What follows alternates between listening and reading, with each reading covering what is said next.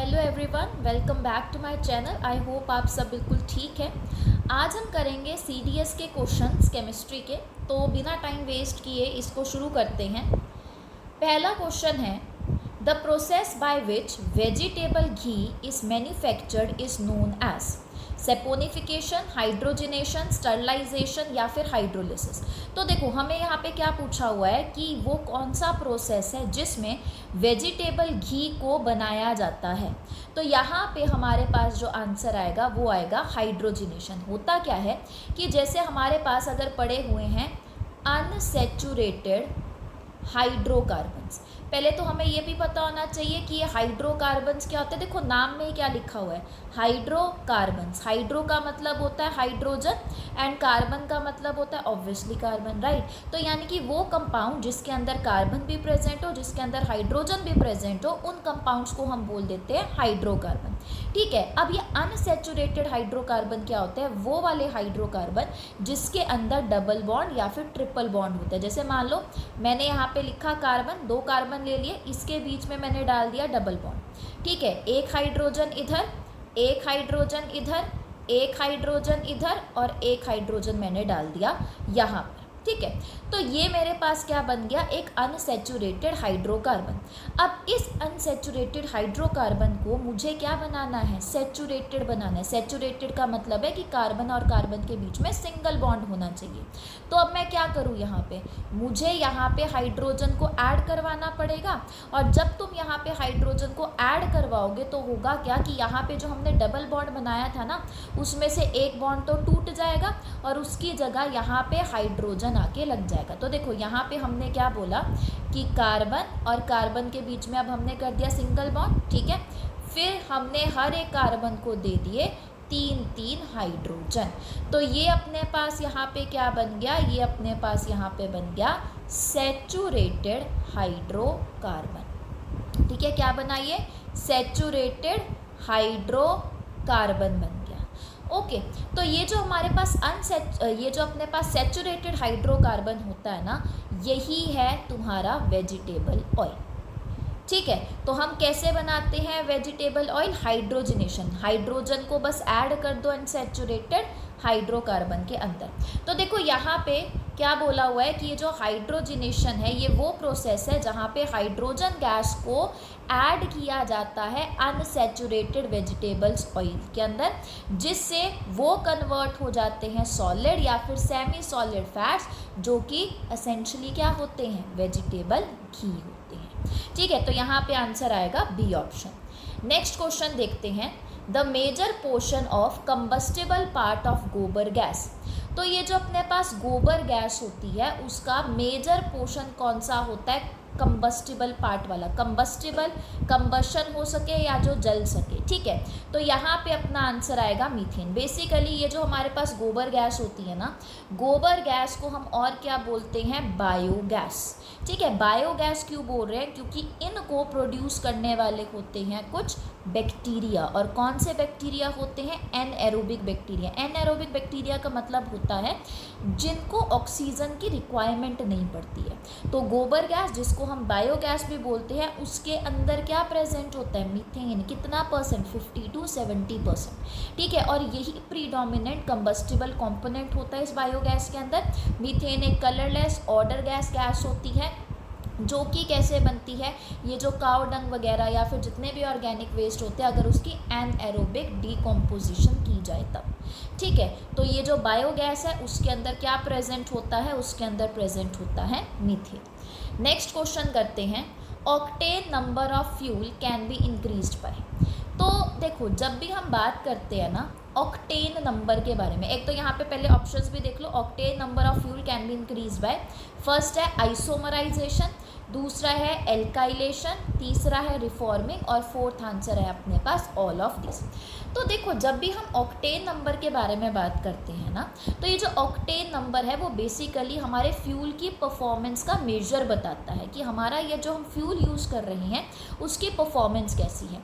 अब ये जो ऑक्टेन नंबर है ना, इसको हम इन तीनों चीज़ों से ही इंक्रीज कर सकते हैं, आइसोमराइजेशन से भी, एल्काइलेशन से भी, रिफॉर्मिंग से भी। कैसे कर सकते हैं, देखो हमने अभी अभी क्या बोला, हमने बोला कि ये जो ऑक्टेन नंबर होता है वो क्या मेजर करता है, फ्यूल की एबिलिटी को मेजर करता है, वो कितना डिटोनेशन को रेजिस्ट कर सकता है। डिटोनेशन बेसिकली एक कंबशन की टाइप ही होती है जिसमें सुपरसोनिक एक्सोथर्मिक रिएक्शन वेव जो होती है वो प्रोपोगेट करती है, जिससे शॉक वेव क्रिएट होना शुरू हो जाती है। तो ऑक्टेन नंबर जो होता है वो फ्यूल की एबिलिटी का मेजर है कि वो कितना डिटोनेशन को रेजिस्ट कर सकता है एक इंटरनल कंबशन इंजन के अंदर। अगर मान लो हाइयर ऑक्टेन नंबर है, इसका मतलब है कि वो नोकिंग को ज़्यादा रेजिस्ट कर रहा है, यानी कि इंजन की जो कंप्रेशन है वो काफ़ी ज़्यादा है बिना डिटोनेशन के, यानी कि ज़्यादा, जितना ज़्यादा ऑक्टेन नंबर हाई होगा उतनी ही फ्यूल की एफिशिएंसी भी एक तरीके से हाई होगी। तो देखो पहला ऑप्शन तुम्हें क्या देख रखा था, आइसोमराइजेशन। आइसोमराइजेशन का मतलब होता है कि अपने पास अगर एक सिंगल चेन है ना कार्बन की, क्योंकि यहाँ पे ना हम ज़्यादातर किसके बारे में बात कर रहे होते हैं, हाइड्रोकार्बन के बारे में। तो यहाँ पे हम क्या करते हैं आइसोमराइजेशन के अंदर कि जो हमारे पास सिंगल चेन पड़ी हुई होती है ना हाइड्रोकार्बन की, उसको हम किस में चेंज कर देते हैं, ब्रांच्ड चेन में कन्वर्ट कर देते हैं। सिंगल चेन का मतलब कि यहाँ पे इन सारे कार्बन के साथ क्या होना चाहिए था, हाइड्रोजन होना चाहिए था, ये बनेगी सिर्फ एक सिंगल चेन, ठीक है। लेकिन अगर मैं यहाँ पर बात करूँ चेन के बारे में, बेसिकली अगर मान लो मुझे इसमें ब्रांच चेन बनानी है तो हम यहाँ पे क्या करेंगे कि यहाँ से हाइड्रोजन हटा के तुम यहाँ पे क्या लिख दो, कार्बन लिख दो। जैसे कार्बन कार्बन कार्बन कार्बन था, यहाँ पे भी कार्बन लगा दो, यहाँ पे भी कार्बन लगा दो, क्या बन गया, ब्रांच बन गया। तो आइसोमराइजेशन एक प्रोसेस है जिससे हम स्ट्रेट चेन हाइड्रोकार्बन को ब्रांच चेन हाइड्रोकार्बन में चेंज कर सकते हैं, और ब्रांचिंग इंक्रीज करोगे तो ऑक्टेन नंबर भी इंक्रीज कर जाएगा। दूसरा जो हमने देखा था वो था एल्काइलेशन। एल्काइलेशन में क्या होता है कि हम उसके अंदर एल्काइल ग्रुप को ऐड कर देते हैं किसी भी हाइड्रोकार्बन मॉलिक्यूल के अंदर। एल्काइल ग्रुप यानी कि ये CH3 वाला ग्रुप जो होता है उसको ऐड कर देते हैं। ये सेम ही चीज़ है वैसे तो। अपने पास यहाँ पे क्या पड़े हुए थे, कार्बन पड़ा हुआ था, मान लो सिंगल चेन पड़ी हुई है, मैंने यहाँ पे मान लो इसके साथ हाइड्रोजन जुड़ा था, मैंने यहाँ पे क्या जोड़ दिया, CH3 जोड़ दिया।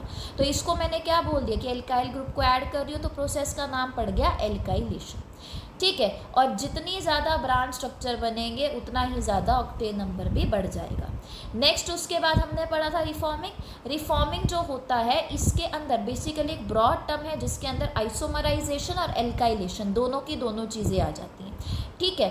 तो बेसिकली हम क्या बोल रहे हैं कि स्ट्रेट चेन को हम किस में कन्वर्ट कर रहे हैं, साइक्लिक स्ट्रक्चर, और जिनका भी साइक्लिक स्ट्रक्चर होता है या ब्रांच स्ट्रक्चर होता है उसका ऑक्टेन नंबर भी हाई होगा। यानी कि तीनों के तीनों प्रोसेसेस आइसोमराइजेशन, एल्काइलेशन और रिफॉर्मिंग ये क्या कर सकते हैं, फ्यूल का ऑक्टेन नंबर इंक्रीज कर सकते हैं। यानी कि यहाँ पे आंसर क्या बन जाएगा, डी ऑप्शन बन जाएगा, ठीक है। नेक्स्ट क्वेश्चन करते हैं। नेक्स्ट है candles contains a mixture of. जो कैंडल्स हम यूज़ करते हैं तो ये जो कैंडल्स है वो किसकी बनी हुई होती हैं, ये बनी हुई होती है वैक्स की। कौन सी वैक्स, पैराफिन वैक्स, ठीक है। तो ये किसकी बनी है, पैराफिन वैक्स की बनी है, और साथ में यहाँ पे होता है स्टेरिक एसिड। तो देखो नॉर्मली जब हम कैंडल्स को देखते हैं ना तो ये जो कैंडल्स होती हैं वो पैराफिन वैक्स और साथ में स्टेरिक एसिड की बनी हुई होती है। ये जो हम यहाँ पे देख रहे हैं ना पैराफिन वैक्स, ये जो पैराफिन वैक्स है वो बेसिकली कैंडल का बेस बना रहा होता है। जबकि जब हम स्टेरिक एसिड के बारे में बात करें तो स्टेरिक एसिड को ऐड किया जाता है ताकि ये जो कैंडल है ना उसकी जो हार्डनेस है वो इंक्रीज हो सके, इसकी ओपेसिटी इंक्रीज हो सके, और इस साथ में इसकी बर्निंग क्वालिटी भी इंक्रीज हो सके। यानी कि कैंडल किसकी बनी होगी, कैंडल बनी होती है पैराफिन वैक्स और साथ में स्टेरिक एसिड की। नेक्स्ट क्वेश्चन है ammonium sulphate and lime should not be applied to the soil at the same time because. अब देखो जब मैं यहाँ पे बात कर रही हूँ अमोनियम सल्फेट की, तो अमोनियम सल्फेट क्या होता है, एक फर्टिलाइज़र। फर्टिलाइज़र क्या करता है, सॉइल की फर्टिलिटी को इंक्रीज करने का काम कर रहा है, राइट। और लाइम, बेसिकली यहाँ पे तुम चाहे लाइम वाटर के बारे में बात कर लो या फिर CaO यानी कि क्विक लाइम के बारे में बात कर लो। अब देखो, जब हम अपनी सॉइल पे ज़्यादा फर्टिलाइज़र का यूज़ करते हैं ना, तो उससे क्या होता है, सॉइल की एसिडिटी बढ़ना शुरू हो जाती है। अब अगर सॉइल की एसिडिटी बढ़ती जाएगी तो हमारी जो ज़मीन है वो तो बंजर हो जाएगी। तो उसको कम करने के लिए क्या किया जाता है, उसके अंदर बेस डाला जाता है। ठीक है, मतलब उसको एल्कलाइन करना है। हमने एसिडिटी बढ़ रही थी तो मुझे वहाँ पे क्या डालना पड़ेगा, बेस या फिर कोई एल्कलाइन सब्सटेंस डालना पड़ेगा, ताकि वो क्या हो जाए, न्यूट्रलाइज हो जाए, राइट। तो फर्टिलाइज़र डाला, फर्टिलाइज़र के साथ साथ हमने अगर मान लो एसिडिटी को कम करने के लिए लाइम भी डाल दिया, तो वो क्यों नहीं डाला जाता है इकट्ठे। तो यहाँ पे देखो ऑप्शन क्या है, nitrogen would be lost as ammonia, it supports fungal growth, soil structure would be adversely affected, harmful bacterial population would get activated. तो यहाँ पे जो आंसर आएगा वो आएगा ए ऑप्शन, यानी कि जो नाइट्रोजन होगा ना वो अमोनिया की फॉर्म में निकल जाएगा। क्यों, अब देखो ये जो अमोनियम सल्फेट है वो बेसिकली क्या है, एक एसिड ही तो है। अगर कोई चीज़ किसी की एसिडिटी बढ़ा रही है किसी में डालने से, यानी कि वो एसिड की तरह काम कर रहा है। और लाइम क्या होता है, वो तो बेस होता है। अब सोचो एसिड और बेस को अगर मैं मिला दूँ तो क्या बनेगा, सॉल्ट बन जाएगा, राइट। तो यहाँ पे ये जो दोनों की दोनों चीज़ें थी वो केमिकल रिएक्शन में यूज्ड अप हो गई, तो क्या हमारी सॉइल को कुछ मिलेगा, नहीं मिलेगा, राइट। तो बेसिकली ये जो नाइट्रोजन, क्योंकि ये जो हमारी सॉइल है ना उसको 3 तरीके के न्यूट्रिएंट चाहिए होते हैं, nitrogen, phosphorus and potassium, NPK fertiliser इसलिए हम इनको बोलते हैं। अमोनियम सल्फेट है, अमोनियम यानी कि यहाँ पे क्या है, नाइट्रोजन, तो नाइट्रोजिनस फर्टिलाइजर के बारे में बात होती है, राइट। तो मुझे डालना था अमोनियम सल्फेट ताकि मैं नाइट्रोजन के कंटेक्ट को बढ़ा सकूँ, लेकिन मैंने साथ में डाल दिया लाइम, तो अब ये जो नाइट्रोजन है वो अमोनिया की फॉर्म में लॉस्ट हो जाएगा। तो देखो इसको भी पढ़ो, जब दोनों के दोनों सब्सटेंसेस को हम सेम टाइम पे ऐड करते हैं तो वो रिएक्ट कर जाते हैं और वो सॉल्ट बना देते हैं, ठीक है, क्योंकि एसिड बेस की रिएक्शन ऑब्वियसली क्या बनाएगी, सॉल्ट बनाएगी। इसके साथ साथ अमोनिया की गैस भी बनती है और वाटर भी रिलीज होता है। ये जो स्लेक्ड लाइम होता है ना, ये भी रिएक्शन के अंदर यूज हो जाएगा, स्लेक्ड लाइम यानी कि CaOH ट्वाइस, ठीक है। तो ये जो स्लेक्ड लाइम है ये भी रिएक्शन में यूज्ड अप हो जाएगा, जिसकी वजह से जो एसिडिटी है सॉइल की वो भी कम नहीं होगी, और फर्टिलाइज़र भी जो है वो भी रिएक्शन के अंदर यूज़ हो गया। तो देखो अमोनियम सल्फेट एसिडिक था, लाइम एल्कलाइन था, सॉइल में मिक्स किया, अमोनियम गैस बना, एटमॉस्फेयर में एस्केप हो गया, जिसकी वजह से सॉइल से जो ज़्यादातर नाइट्रोजन था वो भी चला गया। इसलिए हम कभी भी 2 फर्टिलाइज़र को साइमल्टेनियसली अप्लाई नहीं करते हैं। ओके, नेक्स्ट क्वेश्चन है, commercial vulcanisation of rubber involves. अब देखो यहाँ पे वर्ड क्या लिखा हुआ है, वल्कनाइजेशन। वल्कनाइजेशन का मतलब होता है कि हम क्या करते हैं इस प्रोसेस के अंदर, रबर को हीट करते हैं in the presence of sulphur, ठीक है। क्या करते हैं वल्कनाइजेशन के अंदर, रबर को हीट करते हैं सल्फर की प्रेजेंस में। तो उससे क्या होगा कि ये जो रबर होती है ना उसके बीच में जो सल्फर के बॉन्ड्स बनना शुरू हो जाते हैं, जिसकी वजह से हमारी जो रबर है वो थोड़ी सी उसकी जो स्ट्रेंथ है ना वो बढ़ जाती है, ठीक है। तो देखो यहाँ पे क्या चीज़ हो रही है, कमर्शियल वल्कनाइजेशन में रबर को इन्वॉल्व किया जाता है किसके साथ, सल्फर, कार्बन, फास्फोरस या सेलेनियम। तो अभी तो बोला किसके साथ किया जाता है, सल्फर के साथ किया जाता है। तो देखो वल्कनाइजेशन क्या है, इसमें नेचुरल रबर जो कि हम ट्रीज़ वगैरह से, प्लांट्स वगैरह से निकाल रहे हैं, उसको हम कन्वर्ट करते हैं एक ड्यूरेबल मटेरियल के अंदर, क्या करके, सल्फर को ऐड करके। सो वल्कनाइजेशन एक प्रोसेस है जहाँ पे रबर को हीट किया जाता है सल्फर के साथ। ये जो सल्फर होता है वो इन पॉलीमर चेन्स के बीच में क्रॉस लिंक बना देता है, जिससे हमारी जो रबर है वो ज़्यादा स्ट्रॉन्ग और ज़्यादा ड्यूरेबल हो जाती है, ठीक है। तो इसलिए यहाँ पे आंसर क्या आएगा, सल्फर। नेक्स्ट क्वेश्चन है, the order of appearance of the following with increasing temperature during the refining of crude oil is. जब भी क्रूड ऑयल की रिफाइनिंग की जाती है तो सबसे पहले कि कौन सी चीज़ अपीयर हो रही है पहले, तो उस हिसाब से हमने यहाँ पे इसको अरेंज करना है। पहला है कैरोसिन, गैसोलिन, डीजल, दूसरा है डीजल, गैसोलिन, कैरोसिन, तीसरा है गैसोलिन, कैरोसिन, डीजल, और फोर्थ है गैसोलिन, डीजल एंड कैरोसिन। तो अब देखो होता क्या है कि जब भी हम क्रूड ऑयल की रिफाइनिंग करते हैं ना, तो कैसे करते हैं, फ्रैक्शनल डिस्टिलेशन से। फ्रैक्शनल डिस्टिलेशन का क्या मतलब होता है कि एक अपने पास ना वेसल होता है जिसके अंदर हम यहाँ पे अलग अलग टेम्परेचर को मेंटेन कर रहे होते हैं, ठीक है। तो होता क्या है कि हमने यहाँ पे क्या डाला, क्रूड ऑयल डाला। तो ये जो क्रूड ऑयल है, आपको तुम खुद देखो कि जो सबसे ज़्यादा पहले वेपराइज होगा वो कहाँ पे जाएगा, वेपराइज होके ऊपर की तरफ जाना शुरू कर देगा, ठीक है। और अगर ऊपर की तरफ जाएगा तो सबसे पहले वो कलेक्ट भी हो जाएगा। तो इन सारी चीज़ों में से जब हम बात कर रहे हैं कैरोसिन, गैसोलीन और डीजल के बारे में, तो यहाँ पे जो गैसोलीन होती है ना, उसके अंदर ज़्यादा वॉलेटाइल कंपाउंड होते हैं, हल्की भी होती है, ठीक है। तो सबसे पहले ऊपर जाएगी और बाहर निकल जाएगी, कलेक्ट कर लिया जाएगा। फिर उसके बाद हमें क्या मिलता है, कैरोसिन मिलता है। और कैरोसिन के बाद हमें क्या मिलेगा, डीजल मिलेगा, ठीक है। तो यहाँ पे जो आंसर बनेगा वो आंसर कौन सा बन जाएगा, सी ऑप्शन बन जाएगा। अब देखो हम क्या कह रहे हैं कि जब भी हम क्रूड ऑयल की रिफाइनिंग करते हैं फ्रैक्शनल डिस्टिलेशन से, तो जो भी लाइटर कंपोनेंट्स होते हैं वो लोअर टेम्परेचर पे ही वेपराइज होना शुरू हो जाएंगे और वो कहाँ पे चले जाएंगे, डिस्टिलेशन कॉलम के सबसे टॉप में चले जाएंगे, ठीक है। और उनको हम सबसे पहले कलेक्ट भी कर लेंगे।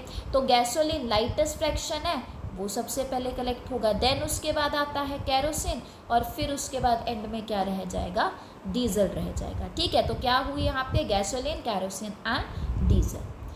नेक्स्ट क्वेश्चन करते हैं, which one among the following is a strong smelling agent added to LPG cylinder to help in the detection of gas leakage. पहले तो मुझे बताओ कि एलपीजी की फुल फॉर्म क्या होती है। एलपीजी की फुल फॉर्म होती है लिक्विफाइड पेट्रोलियम गैस, ठीक है। क्या बोला मैंने, लिक्विफाइड पेट्रोलियम गैस। तो गैस थी जिसको लिक्विफाइड किया गया।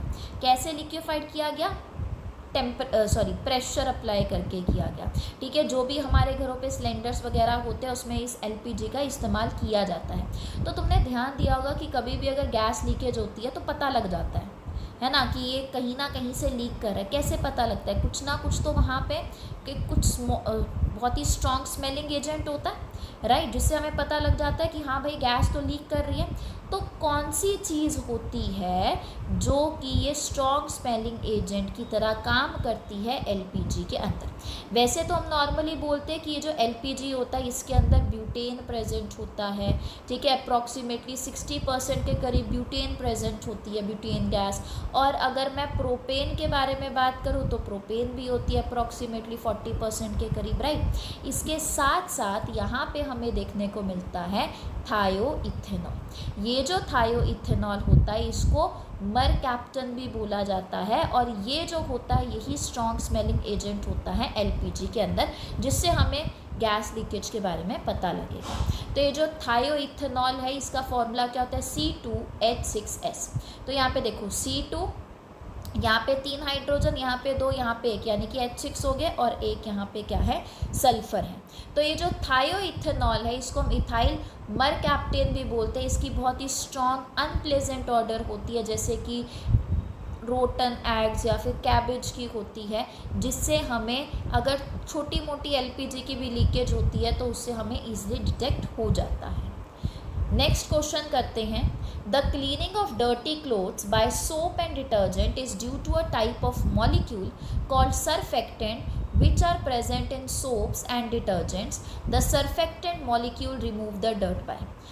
देखो यहाँ पे मेन प्रिंसिपल, यहाँ पे हम क्या बोल रहे हैं कि जो हम कपड़े धो रहे हैं, तो ये जो कपड़े धोए जाते हैं, चाहे सोप से धो रहे हो चाहे डिटर्जेंट से धो रहे हो, तो एक टाइप का मॉलिक्यूल बनना शुरू हो जाता है और उस मॉलिक्यूल को हम बोलते हैं सरफेक्टेंट।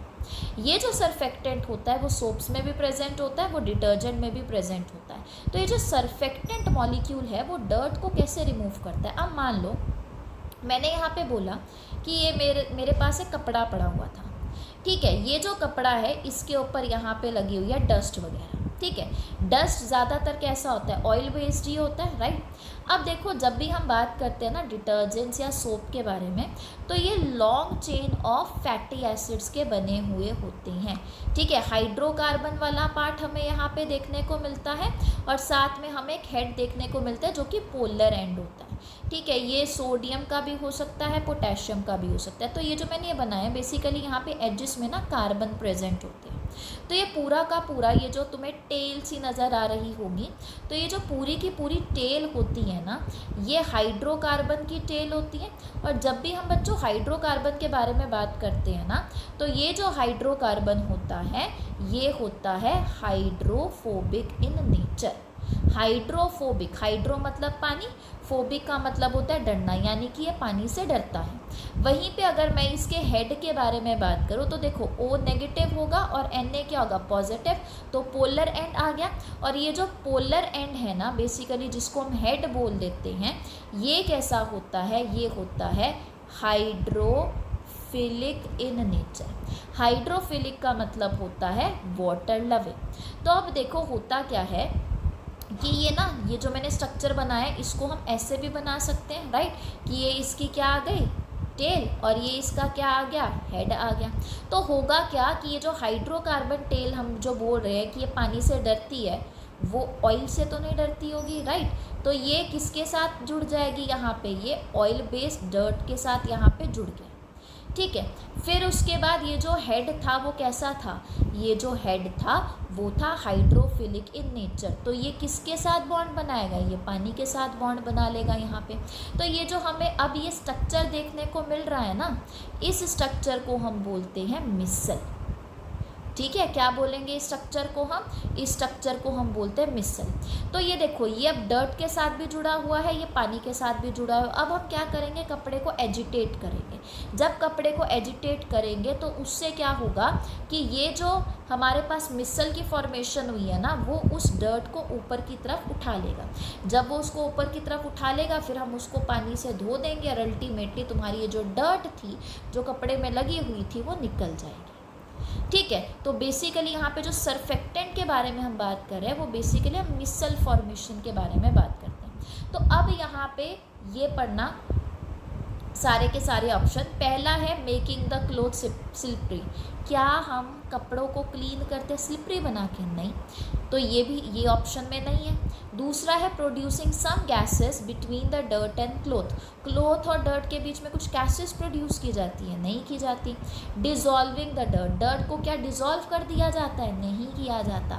फोर्थ ऑप्शन देखो forming some aggregates of themselves and take away the dust in the core of aggregate. तो एग्रीगेट बनते हैं, कौन से एग्रीगेट बनते हैं, मिसल्स बनते हैं, और ये जो मिसल्स होते हैं वो डस्ट को उससे दूर ले जाते हैं। तो यहाँ पे आंसर क्या बनेगा, यहाँ पे आंसर बनेगा डी ऑप्शन, ठीक है। क्या आंसर बनेगा यहाँ पर, डी ऑप्शन यहाँ पे तुम्हारा आंसर बन जाएगा, राइट। तो देखो इसको भी अब थोड़ा सा पढ़ते हैं हम। यहाँ पे जो अपने पास लिखा हुआ है, surfactant molecule in soaps and detergents, वो कैसे काम करते हैं कि वो छोटे छोटे स्फेरिकल स्ट्रक्चर्स बना देते हैं जिनको हम क्या बोलते हैं, मिसल्स। ये जो मिसल्स होते हैं इनमें हाइड्रोफोबिक कोर होता है और साथ में हाइड्रोफिलिक एक्सटीरियर, यानी कि अंदर वाला पार्ट कैसा होगा, हाइड्रोफोबिक पानी से डरने वाला, और जो बाहर वाला पार्ट होगा वो कैसा होगा, हाइड्रोफिलिक यानी कि वाटर लविंग होगा।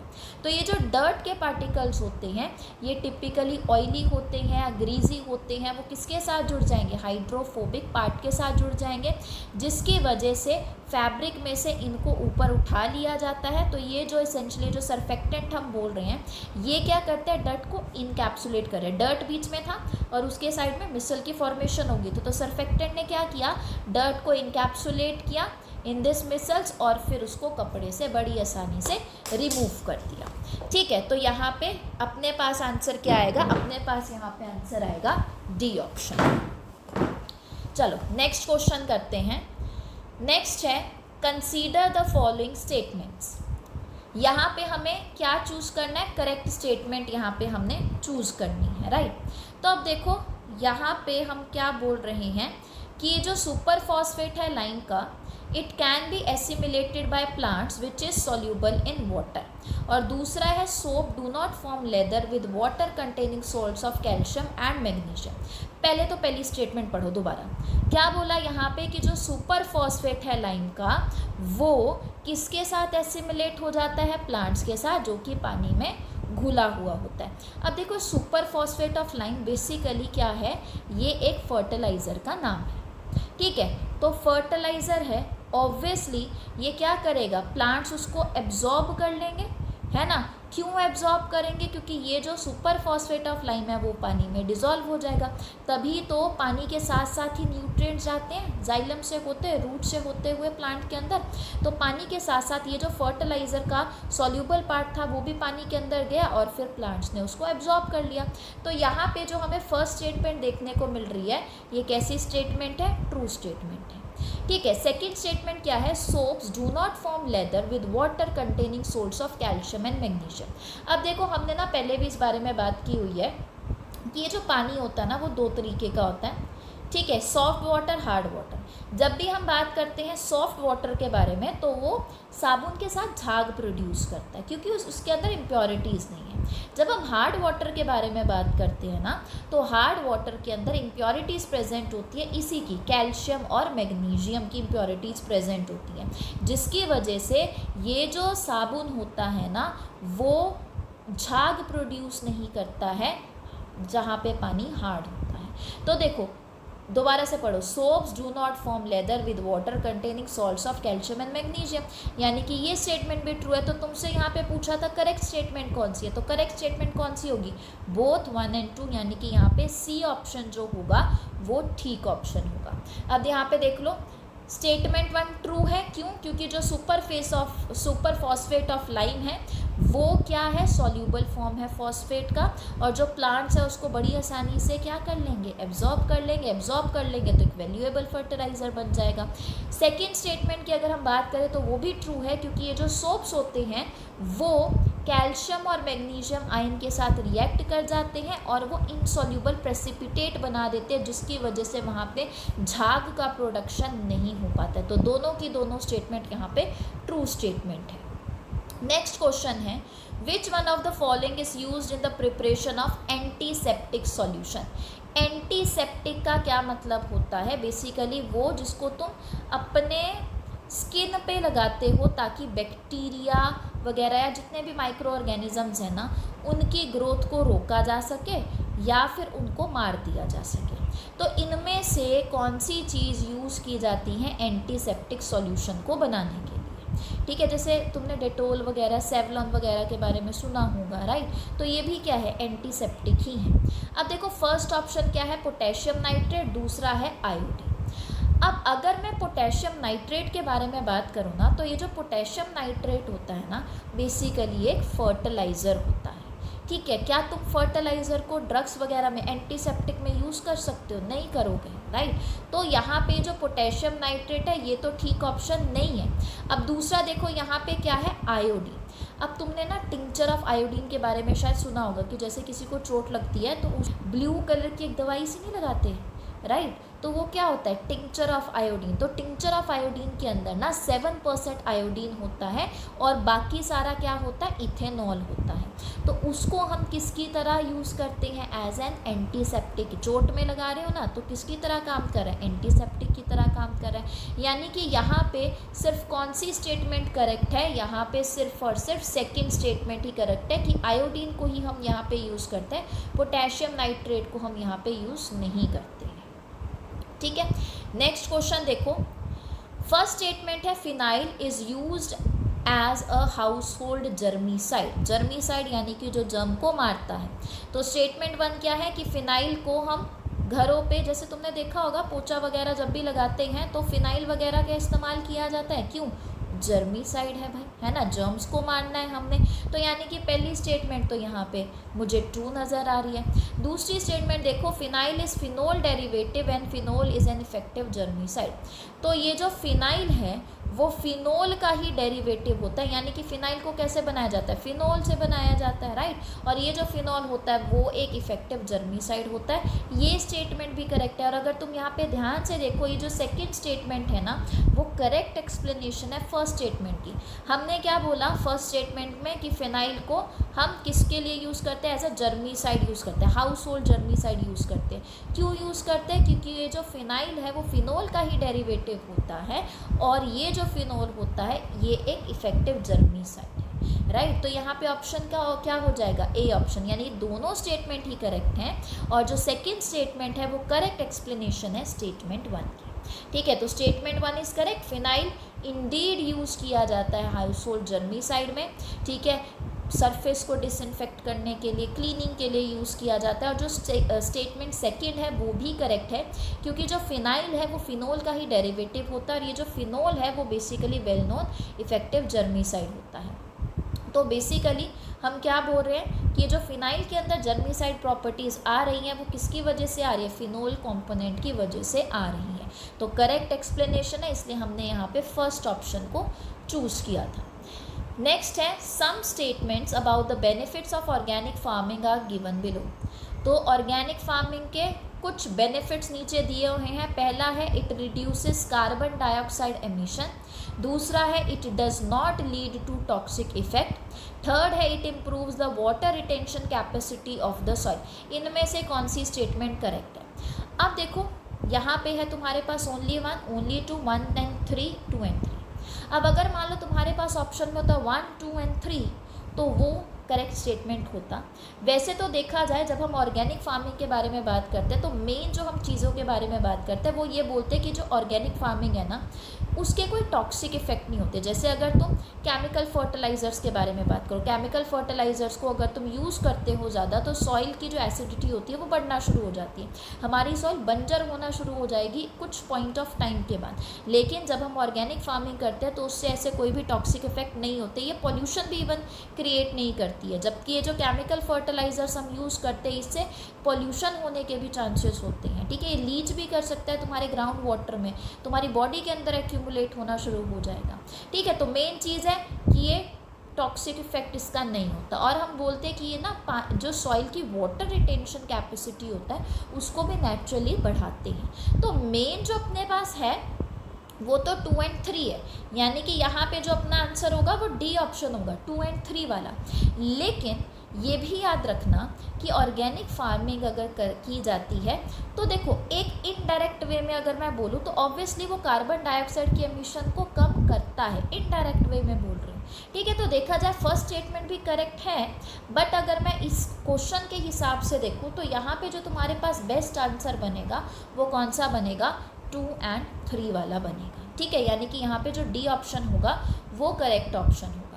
नेक्स्ट क्वेश्चन देखो, arrange the following fertilisers according to the decreasing order of their nitrogen content. तो हम यहाँ पे क्या बोल रहे हैं कि नाइट्रोजन कंटेंट के हिसाब से इन फर्टिलाइज़र को तुमने अरेंज करना है। अपने पास है ammonium sulphate, ammonium nitrate, potassium nitrate and urea. अब एक चीज़ सुनो, या तो यहाँ पे हम क्या कर सकते हैं कि एक फर्टिलाइज़र के अंदर कितना नाइट्रोजन का कंटेंट होता है उसको या तो याद कर लो, ठीक है, या फिर दूसरी चीज़ हम क्या कर सकते हैं, इसको निकाल भी सकते हैं। जैसे कि अगर मैं यहाँ पे यूरिया के बारे में बात करूँ तो यूरिया क्या होता है, NH2CONH2। ठीक है, क्या होगा यहाँ पे, NH2CONH2, ये है यूरिया का फॉर्मूला। अब यहाँ पे मुझे क्या करना है, मुझे नाइट्रोजन का मास परसेंटेज निकालना है। तो अगर मुझे यहाँ पे नाइट्रोजन का मास परसेंटेज निकालना है तो कैसे निकाल सकते हैं, ऊपर हम लिखेंगे मास ऑफ नाइट्रोजन। ठीक है, और नीचे हम यहाँ पे क्या कर देंगे, नीचे हम यहाँ पे लिखेंगे मास ऑफ बेसिकली ये पूरा का पूरा यूरिया का, और क्योंकि परसेंटेज है इसलिए हम यहाँ पे मल्टीप्लाई कर देंगे इसको 100 के साथ। तो यूरिया के अंदर अब अगर तुम यहाँ पे ध्यान दो, मास ऑफ नाइट्रोजन, नाइट्रोजन कितने नज़र आ रहे हैं तुम्हें, यहाँ पे 2 नाइट्रोजन नज़र आ रहे हैं ना, 1 और 2। तो यानी कि अब मास क्या होता है नाइट्रोजन का, 14 इंटू 2 कर दोगे यहाँ पर। ठीक है, और नीचे क्या करोगे, 14 इंटू 2, साथ में हाइड्रोजन का मास कितना होता है 1, तो 1 इंटू 4 कर दोगे क्योंकि यहाँ पे 4 हाइड्रोजन दिखाई दे रहे हैं। कार्बन का मास कितना होता है 12, ऑक्सीजन का मास कितना होता है 16, और मल्टीप्लाई कर दोगे इसको 100 के साथ। ठीक है, तो ऐसे करके तुम यहाँ पे नाइट्रोजन की परसेंटेज निकाल सकते हो। ठीक है, तो वैसे तो देखा जाए अगर हम यूरिया के बारे में बात करते हैं तो यहाँ पे जो नाइट्रोजन की परसेंटेज है वो कितनी होती है 46%। अमोनियम नाइट्रेट में नाइट्रोजन का परसेंटेज आएगा 34%, अमोनियम सल्फेट के अंदर 21% और पोटेशियम नाइट्रेट के अंदर 13% आ जाएगा। यानी कि सबसे ज़्यादा कंटेंट कहाँ पे देखने को मिल रहा है, यूरिया में देखने को मिल रहा है। अगर तुमसे यहाँ पे देखा जाए, तुमसे यहाँ पे किसके हिसाब से अरेंज करने को बोला था, डिक्रीजिंग ऑर्डर के हिसाब से, यानी कि ज़्यादा से कम। तो सबसे ज़्यादा किस में है, यूरिया में है। यूरिया के बाद किस में देखने को मिल रहा है, अमोनियम नाइट्रेट में। अमोनियम नाइट्रेट के बाद अमोनियम सल्फेट और सबसे कम किस में, पोटेशियम नाइट्रेट। यानी कि यहाँ पे कौन सा आंसर ठीक हो जाएगा, सी ऑप्शन, यानी कि 4, 2, 1, 3 यहाँ पे ठीक हो जाएगा। नेक्स्ट क्वेश्चन करते हैं, last question, match the following columns. अब देखो मैचिंग वाले क्वेश्चंस ना काफ़ी इजी होते हैं। अगर तुम्हें यहाँ पे 1 या 2 भी आते हैं ना, तुम आसानी से ये जो मैचिंग है वो कर सकते हो, ठीक है। तो ज़्यादातर कोशिश किया करो कि मैचिंग वाले तो ना छोड़ो। तो देखो यहाँ पे कॉलम 1 में हमें क्या दे रखा है, sodium palmitate, galena, NPK and cellulose. और कॉलम 2 में दे रखा है और fertiliser, soap, natural polymer and artificial fibre. तो देखो सबसे पहले तो मुझे पता है यहाँ पे क्या दिखाई दे रहा है, NPK। NPK क्या है, नाइट्रोजन, फॉस्फोरस, पोटेशियम। जब भी हम फर्टिलाइजर्स के बारे में बात करते हैं ना, तो फर्टिलाइजर्स जो होते हैं वो होते हैं NPK फर्टिलाइजर। यानी कि बेसिकली हमारी सॉइल को नाइट्रोजन, फॉस्फोरस और पोटेशियम ही चाहिए होता है। तो जो हम ज़्यादातर फर्टिलाइज़र यूज़ करते हैं वो NPK फर्टिलाइज़र यूज़ करते हैं। तो NPK क्या है, फर्टिलाइज़र। तो C का क्या हो गया, 2। तो देखो C का 2 मुझे सिर्फ एक ही ऑप्शन में देखने को मिल रहा है, C ऑप्शन में। तो बेसिकली यहाँ पे कौन सा ऑप्शन ठीक हो जाएगा, C ऑप्शन ही ठीक हो जाएगा। बाकी भी देखते हैं। अब देखो अपने पास क्या है, सोडियम पाल्मिटेट। तो ये जो सोडियम पाल्मिटेट है ना, ये सोप में यूज़ किया जाता है। बेसिकली पाल्मिटेट हाइड्रोकार्बन की चेन है, ठीक है, और साथ में क्या लगा हुआ है, सोडियम लगा हुआ है। तो हमने अभी बात की थी ना कि यहाँ पे हमें सोप में क्या देखने को मिलता है, हाइड्रोकार्बन वाला पार्ट देखने को मिलता है, which is hydrophobic in nature, और उसका जो हेड होता है वो हाइड्रोफिलिक होता है नेचर में। तो A का क्या आ गया अपने पास, सोप आ गया। C का अपने पास क्या आ गया, फर्टिलाइज़र आ गया। अगर तुम गैलेना के बारे में बात करोगे ना यहाँ पे, तो बेसिकली जो गैलेना होता है वो ओर होता है। और किसका होता है, ये लेड का ओर होता है। सेलुलोज जो होता है यहाँ पे, अब देखो सेलुलोज कहाँ पे सुना है, प्लांट्स के अंदर सुना होगा। और ये क्या है, एक नेचुरल पॉलीमर है, ठीक है। तो यहाँ पे इस हिसाब से अपना आंसर क्या आ जाएगा, C ऑप्शन आ जाएगा, ठीक है। गैलेना लेड का ओर होता है, ये तो हमें पता लग गया, ठीक है। तो आज हम इतने ही क्वेश्चंस करेंगे। आई होप कि आपको ये सारे के सारे क्वेश्चंस जो हैं वो समझ में आए होंगे और आप अपनी प्रिपरेशन अच्छे से कर रहे होंगे घर में बैठे बैठे। अगर कोई भी आपको डाउट है इस वीडियो से रिलेटेड तो आप कमेंट सेक्शन में इसको लिख सकते हैं। एंड आई होप आप सबको ये समझ में आया होगा। Thank you so much.